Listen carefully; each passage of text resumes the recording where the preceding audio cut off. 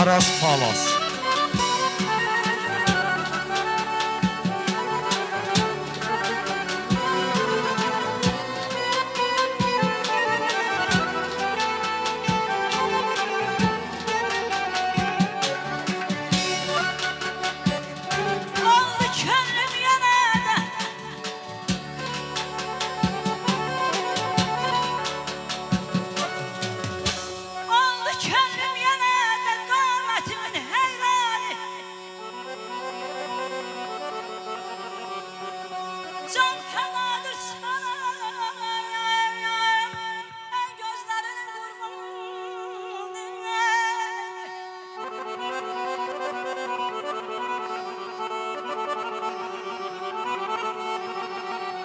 Eşsen eşsen yine eşsen o güzel harika kimi.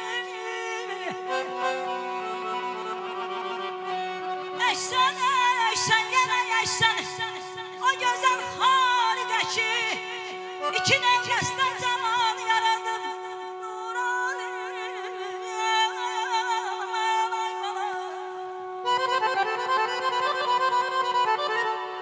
Eşk olsun, sağ ol Çelişkan.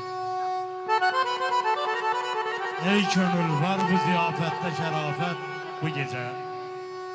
İki günün övrəz üçündür bu ziyafet bu gece. Xalqimiz qüssəyə gəlmən uzaq olsun yarəm. Bu səfa məclisinə yetməsin afət bu gece. Musiqi zövq verir ruhuna pəcbürdələrin. Tapacaq hər kəs təbirə şəfayət bu gece. Yığışıb bir yerə dost aşina xatiri şad. Güldanı süpə kimi eylə zərafət bu gece. Yusuf-i Misir sanırsan gizli ixaya görə. Qurdurub izzət ilə təxt-i xilafət bu gece. Bu gözəl məclisə bir şeir yazarsan vahi. Biz də göstərbəli ay Sevinç xanım. Xalqa nəzakət bu gece.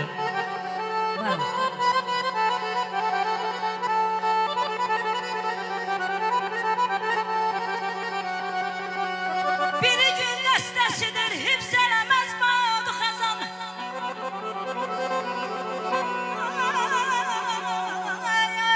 Biri bülbülün yap təmsil edir şeydan.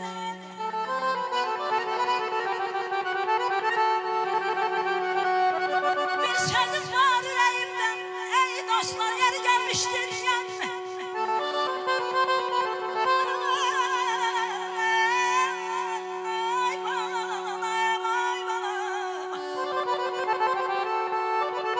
Bir sözüm var ürəyimdə, yeri gəlmişdir yanına. Sabahdır onu mən saxlayıram Eşk olsun. Təzənəm yenə də qəm havasında. Kərəmi üstündə kədər sazıyan. Doğma Ağdamın bal havasında. Bir oxay deməyin tamarısıyam. Astara yüzləri səsləyir məni. Öpəm göy çəməndə qızıl laləni. Dolayıb belimə ağ şəlaləni. Bir fişək dərməyin tamarısıyam. Ey kəsib əmliyi su üstə soyan. Ocağın gözünü çubuqla oyan. Başına uşaq tək ağ papaq qoyan. Yastı göbələyin tamarısıyam.